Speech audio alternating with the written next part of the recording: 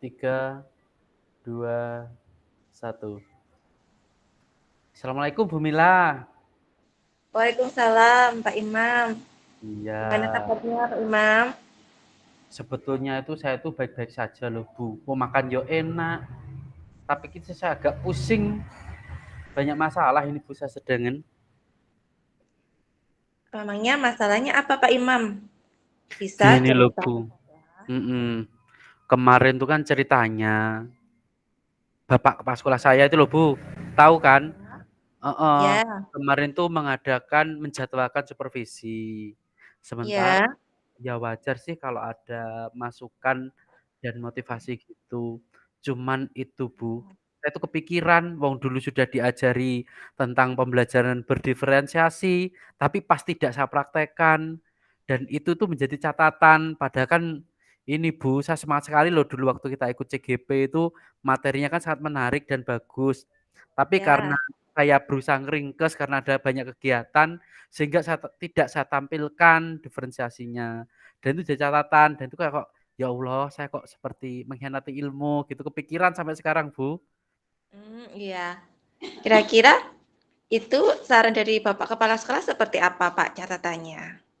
Gini, Bu, catatannya sebisa mungkin karena tugas utama itu mengajar, dan kalau mengajar itu kan harus berorientasi pada siswa, maka ya fokusnya ke siswa.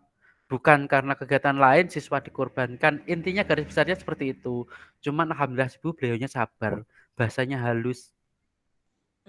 Iya. Semoga saja beliau juga bisa menilai secara objektif juga ya, karena Bapak kan sudah melakukan yang terbaik. Terus bagaimana perasaan Bapak ketika tidak bisa melakukan hal yang terbaik untuk anak-anak? Saya tuh sedih loh Bu. Dalam arti saya dulu pernah jadi siswa. Kalau jadi siswa itu kan ya idolanya guru.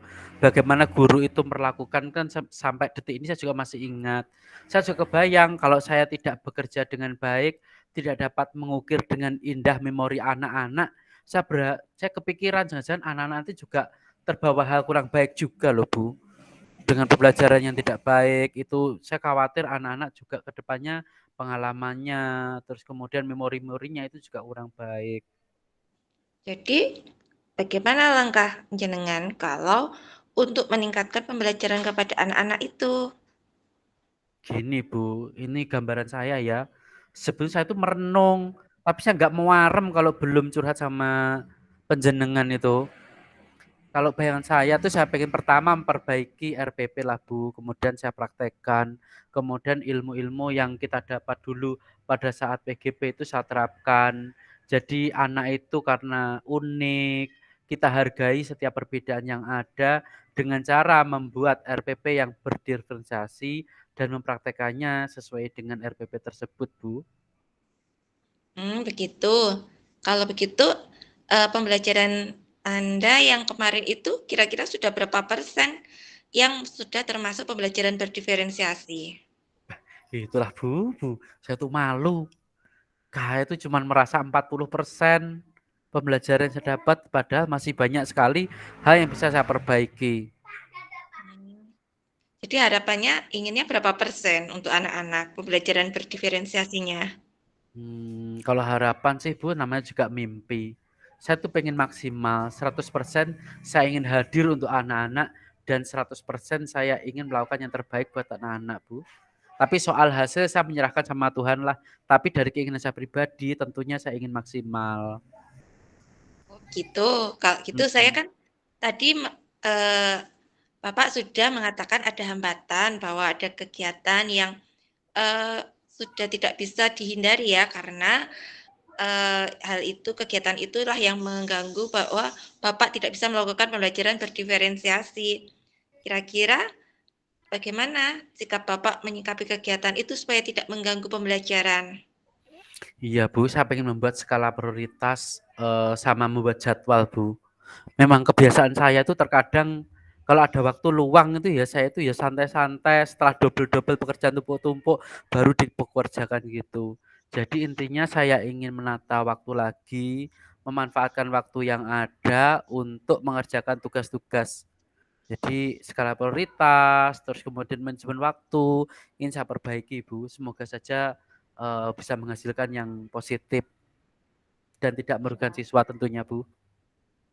Jadi kapan nih membuat skala prioritasnya supaya tidak mengganggu pembelajaran? Insya Allah rencana saya nanti Bu, saya pulang dari sini. Tapi ini loh Bu ya, nanti kalau saya menemui hambatan, tolong nanti saya dibantu ya. Saya siap mau telepon panjenengan. Ya, saya selalu siap sedia. Ya, Terus bagaimana dengan akan membuat RPP yang berdiferensiasi dan menerapkannya itu dimulainya kapan? Bu. Nanti saya akan ini memperbaiki dulu RPP saya. Nanti pulang sekolah saya perbaiki, kemudian saya siapkan media-medianya. Terus kemudian besok itu mau saya terapkan langsung Bu. Dan nanti saya tuh pengen buat video, saya tunjukkan sama Pak KS bahwa saya telah mengalami perubahan. Saya telah apa? Dengan masukan beliau, refleksi beliau, saya dapat memperbaiki pembelajaran. Kira-kira apa sih indikator nanti bahwa Anda sudah melaksanakan pembelajaran berdiferensiasi? Ya, indikatornya dalam pembelajaran berdiferensiasi, yang pertama anak-anak itu dapat belajar sesuai dengan metode belajarnya. Jadi enggak saya paksakan dalam satu cara belajar aja. Jadi anak-anak bisa belajar dengan baik dengan gayanya masing-masing. Hmm. Eh, Sehingga mereka dapat mencapai kebahagiaan dalam belajar, tidak ada paksaan dan ada rasa nyaman Bu dalam belajar dan tentu saja dengan hasil yang sesuai yang diharapkan. Ya, jadi Anda nanti bisa melihat anak-anak bahagia ya di kelas. Iya Kalau Bu. nanti urutan prioritas sudah Anda laksanakan dengan disiplin, kira-kira apa yang akan terjadi, Pak? Ya, insya Allah Bu ya, kalau niat kita sudah bagus, insya Allah hasilnya pun juga akan bagus.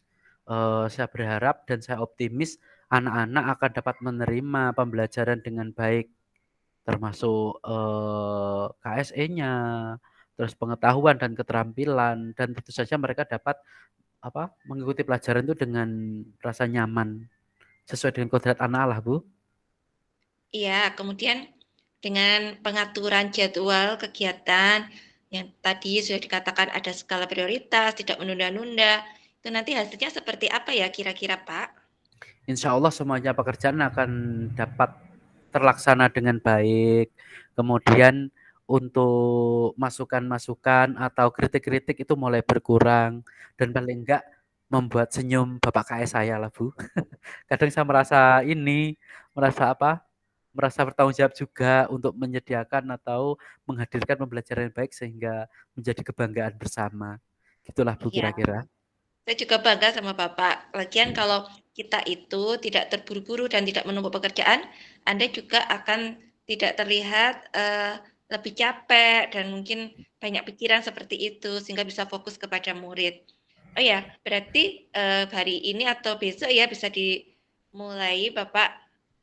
Kira-kira Siap. ada yang Bapak bisa mintai bantuan atau tidak? Ini Bu, pertama jenengan lah ya. Nanti kalau ada saya kesulitan, jenengan akan saya hubungi. Siap kan Bu?